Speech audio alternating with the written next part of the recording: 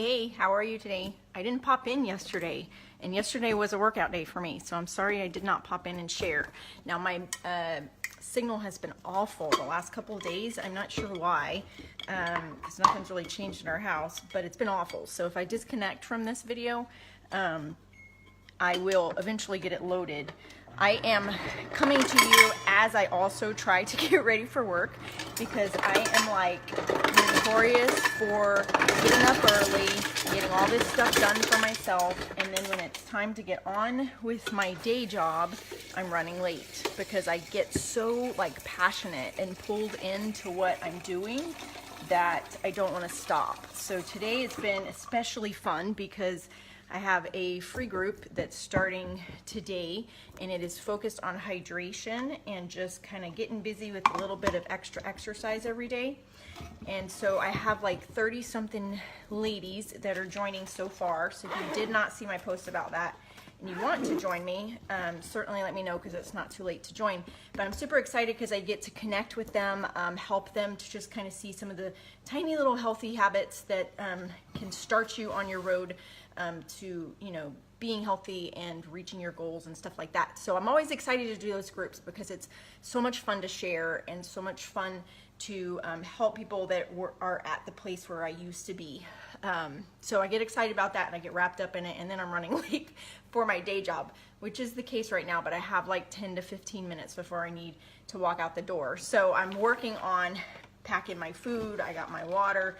I've got my breakfast here. I'm going to heat up in the microwave to eat real quick. But I wanted to talk to y'all for a second because as I was thinking about sharing this with you, I was thinking about why I get so wrapped up in what I do as a wellness coach, and I tend to run late on my day job, and it's because of my passion and how it fills my cup to be helping people who want to help themselves, who are proactive about making changes.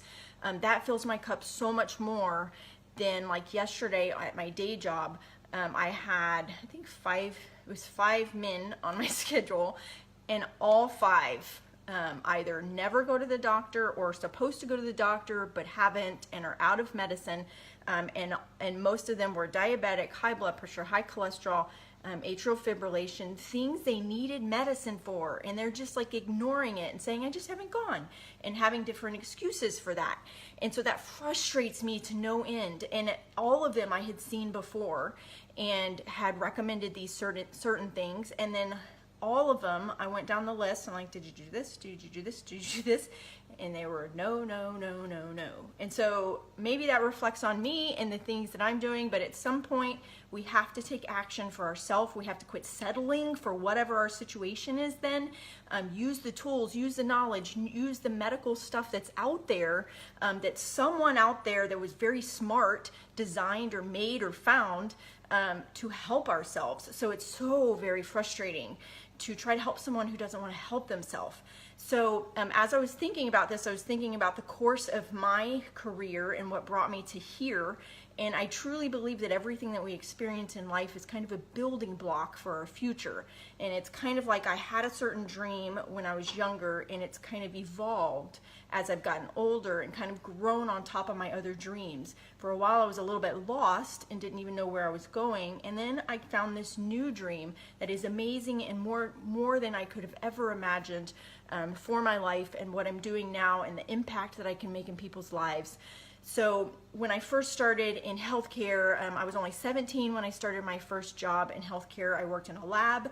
I kind of did like a health cooperative type class in high school. So I went to class for half a day, and then I went to the hospital for half a day.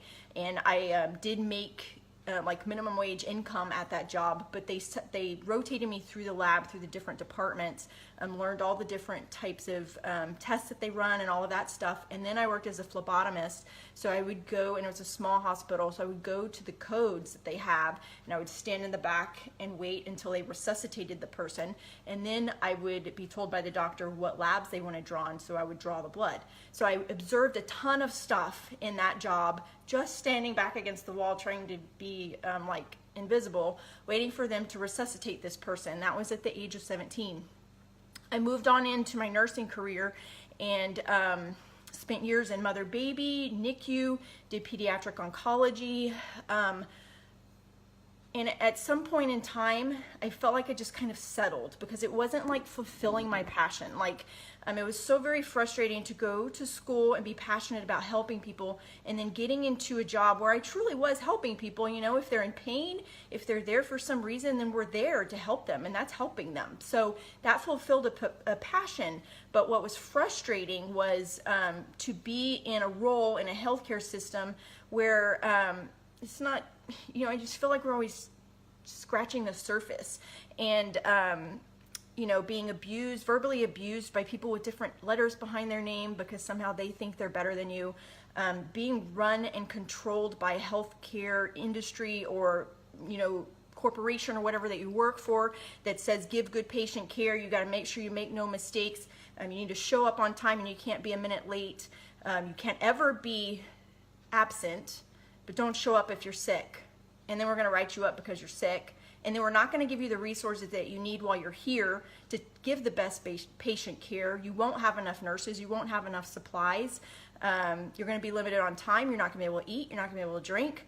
But do your best and make sure you take care of the patient safely.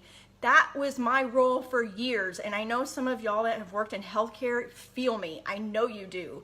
I know y'all are out there, and I settled for that for years until I just could not take it anymore. And that is when I decided to go to nurse practitioner school. And I was at a time where my youngest, my son, was 2. I had 3 kids. I needed to work. Our bills took up all of our money, and I had no room to cut back on my hours.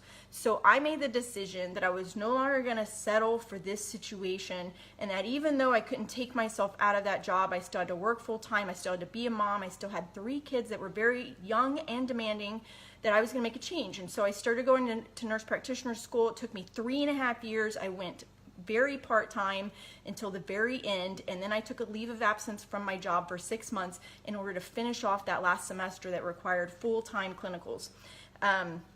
So that was my way of getting out of that situation. Unfortunately, then I moved back into healthcare. I'm looking like I'm gonna run out of my battery.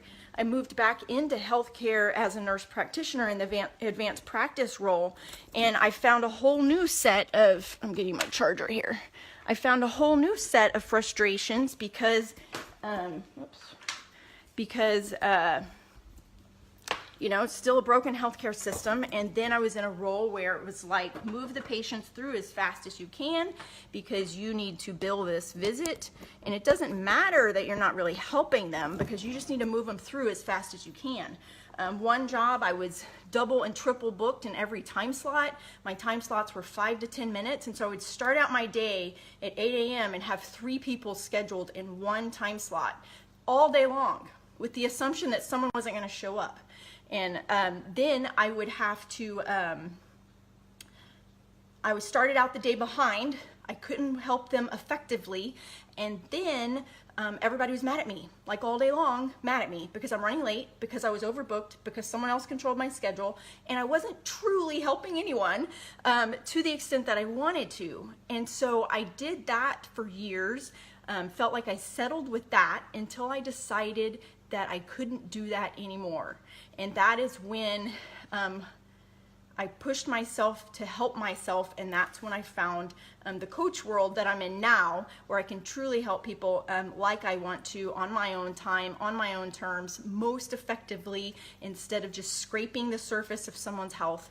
So that really is kind of where I come from with all of that. So my point is, I want you to ask yourself, what are you settling on? Are you settling on your career? Are you settling on the things you do every day? Are you settling on not being able to drink enough water because your employer won't let you? Are you settling on not eating good food because in the place where you live there's not healthy options? Are you settling on not doing a workout because your knees hurt or your hips hurt, or you have a history of a car accident?